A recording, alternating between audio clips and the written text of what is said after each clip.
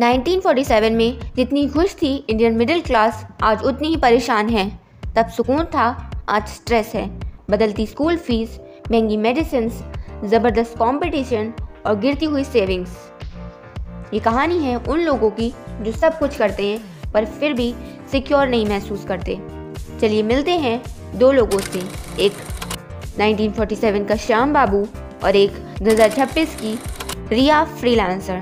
दोनों middle class हैं पर दोनों की दुनिया अलग है। श्याम एक सरकारी बाबू है, वो एक सिंपल आदमी है, उसके सिंपल से सपने हैं। सैलरी से घर चलाता है, बच्चे स्कूल जाते हैं और उसका बस एक ही सपना है, रिटायरमेंट तक एक छोटा सा घर। उस वक्त मिडिल क्लास मतलब स्टेबिलिटी। पैसा कम था पर सुकून बहुत था। उस जनरेशन ने कंफर्ट नहीं देखा पर डिग्निटी ज़रूर देखी। लाइसेंस राज का ज़माना था, अगर कुछ खरीदना है तो इंतज़ार करो। मिडिल क्लास के सपने भी लाइन में लगते थे। एक स्कूटर हो, एक टीवी हो या स्कूल एडमिशन। और उस टाइम का इन्फ्लुएंसर, वो पड़ोसी जिसके घर लैंडलाइन फ़ोन था, मोहल्ले का हर कॉल उसके घर से जाता था। ये जनरेशन स्ट्रगल कर रही थी पर खुश थी, संतुष्ट थी और इनके लिए सिक्योरिटी ही सब कुछ थी। 1990 तक आते आते देश का खजाना खाली हो गया, हम बैंकरप्ट होने वाले थे। तब finance minister doctor Manmohan Singh ने किया LPG रिफॉर्म। लाइसेंस राज खत्म हुआ, प्राइवेट कंपनीज की एंट्री हुई, टेलीकॉम, एविएशन, बैंकिंग सब बदल गया और यहाँ पैदा हुई द न्यू मिडिल क्लास। देश के साथ मिडिल क्लास भी नया हो गया। पहली बार हमने स्टेबिलिटी की बजाय एस्पिरेशन को चुना।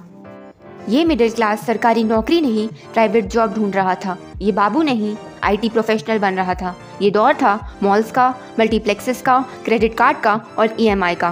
पहली बार मिडिल क्लास ने सिक्योरिटी से ज़्यादा एस्पिरेशन यानी सपनों को चुना। हम रोटी कपड़ा मकान से आगे निकलकर गाड़ी, फ़ोन, फॉरेन वेकेशन के बारे में सोचने लगे।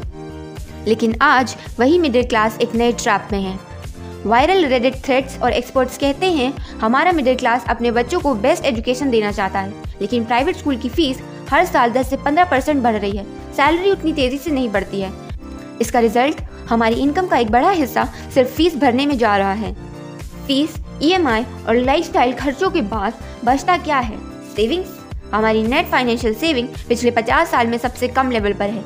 हम कमा रहे हैं पर बचा नहीं पा रहे। हम पेचेक टू पेचेक जी रहे हैं।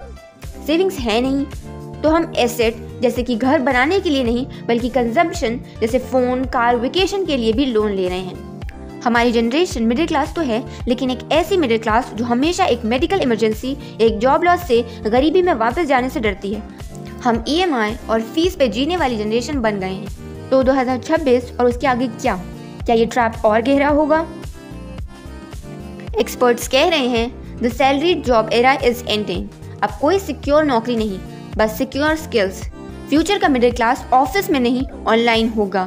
Freelancer, YouTuber, coder, digital marketer, ये होंगे नए बाबू। रिया, जिससे हम शुरू में मिले थे, वही फ्यूचर है।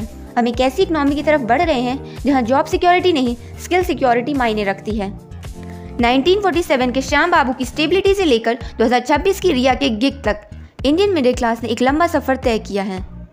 पहले हम कमी से लड़े, फिर सपनों के लिए जिए और अब हम अनसर्टेनिटी के दौर में सर्वाइव कर रहे हैं। मिडिल क्लास हमेशा से एक ही चीज़ रही है, फाइटर। और ये कहानी अभी ख़त्म नहीं हुई है। आप इस जर्नी में कहाँ हैं? क्या आप 1980s की सिक्योरिटी को मिस करते हैं या 2026 के गिग फ्यूचर के लिए तैयार हैं? नीचे कमेंट्स में अपनी स्टोरी बताएं। और अगर ये वीडियो आपको पसंद आया तो लाइक करें, शेयर करें और मेरे चैनल को सब्सक्राइब करना ना भूलें।